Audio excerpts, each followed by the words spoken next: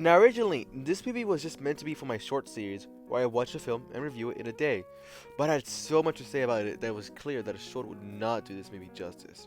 This movie was recommended by KP, so comment down below for the chance that I review your film.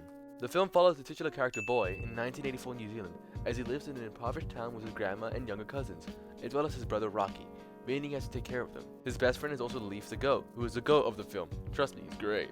His grandma leaves for the remainder of the film early on in order to attend a funeral, leaving the kids alone until Boy's father, Alamin, arrives from prison.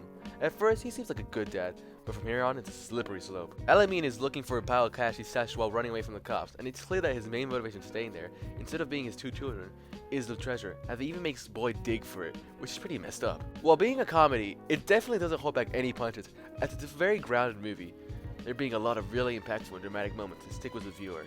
The one that almost made me tear up was in the later third of the film when Alamin runs over and kills Boy's pet goat, Leaf. But his dad doesn't care, saying it's just a random dog, and convinces Boy to get back to the car. Without a second thought, Alamin leaves the goat behind and drives off.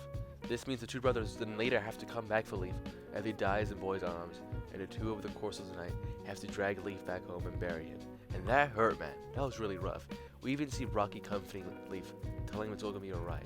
Boy even attempts suicide later as a result of this, and everything around it just being too much. He does wash up onto the beach, but still, Jesus. His relationship with his father is treated more as a friendship, as Alamin tells him to stop calling him dad. But Boy doesn't care, since he's missed him his whole life, and is glad to just have him back. He has no clue how poorly he's being treated or if he's being used, because he has no idea how being with a father is to him. The way Alamin treats him is just how these things should be, and it's really sad.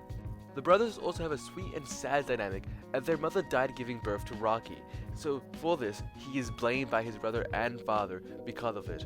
And Boy even makes Rocky believe that he caused his own mother to die because he has magic powers, and because of that, he spends the rest of his life believing he has powers and tries to use them, and for this he's considered weird, and hence making him standoffish as he is shunned by the world. It's pretty sad to see, as his own father considers weird and doesn't even interact with him much. Instead, Alamin as more with Boy, as Boy does whatever he says, while Rocky is just weird and quiet. As the film goes on, Boy grows to be less mean to his brother and sticks up for him when it seems like his father's gonna lay hands on him. The scene I referred to is when Boy confronts his father being a horrible person, as he was never there for them growing up, and in the scene prior, destroyed the house searching for any money, as the weed he had stolen from a farm had been taken by his gang, who deserted him for being a douche. So a real low point for him. Boy even slaps his father twice, and he just kinda takes it, as it acts as an awakening for him, as he eventually calms Boy down by grabbing it, and doesn't hit him back, which I honestly just sort of expected to happen. This film is so interesting because Alamin isn't necessarily a bad person, but he is a jerk to the people around him. But we see a big part of that is due to the loss of his wife, who we see crying at her grave, and his character was so much more complex, as while he isn't a good father, he does kind of try to be there for Boy and a bit kind of for Rock. Unfortunately teaching him the wrong things, as he surrounds him with degenerates and teaches him lessons like don't knock up the girl you like, which I guess is good advice, but definitely not appropriate for a kid to be hearing. Alamin is portrayed as childish, as he referenced E.T. and Marvel like a lot. Like E.T. is said so many times in this movie by him. He watched it I think 4 times since the start of the film, and he even refers to himself being the Hulk after losing his temper, saying that even if he gets angry, he's still one of the good guys.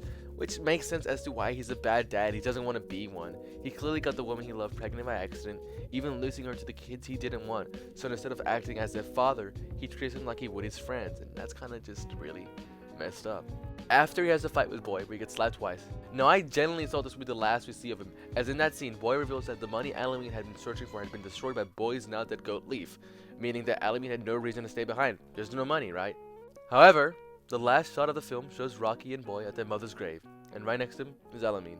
This movie ends with that shot lingering in the viewer's mind, and it's quite beautiful as it shows he's ready to be their dad, and is there for him now, despite everything he's done, which I find nice. Rocky is also a pretty tragic character in this, as his belief of his power also ties into the themes of escapism, as the film sometimes has cutaways showing the boys' imaginations as they avoid reality. Hell, even Boy lies a lot throughout the film, like a lot, to make his life sound even better than it actually is, and it's pretty depressing as we know he doesn't believe his own lies, but he refers that to actually confronting reality. Michael Jackson is also pretty important to Boy, as he acts as an inspiration and role model to him, and the movie's technically post-credit scene is the Thriller music video with Alamin as Michael Jackson, which I'm sure has something to see how Boy sees his father as him or whatever, or maybe it's just Taika having a bit of fun, which I don't blame him.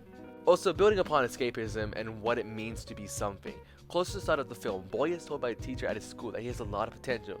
Now, he doesn't know what that word means, as he spent the rest of the film trying to understand the meaning behind it, but consequently, the film explores the pathways of what Boy can become and his potential. As first, he follows footsteps of his father and wanting to be like him, but the image of a great person he believed his father to be shatters as he gets to know him more and realizes he's kind of a horrible person. So in this regard, he ends up feeling lost, not sure what to be or who he wants to become. His potential is unsure. Boy keeps looking for what potential means, and even looks at the dictionary to no avail as he can barely read. For Boy, potential means an escape from his current reality. If he can just live up to it or achieve what he's told he's capable of, maybe he too can live a better life, maybe have a couple dolphins in a mansion. But to him, that's just another form of escapism.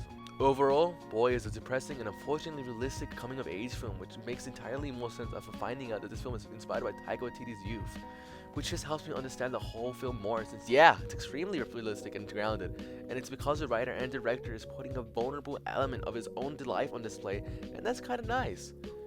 While I do recommend it, it can be pretty upfront at times. Great movie, and I can't do it justice if I rate anything under 9 thriller albums out of 10. My only question is, how the hell is this the same guy that made Thor: Love and Thunder?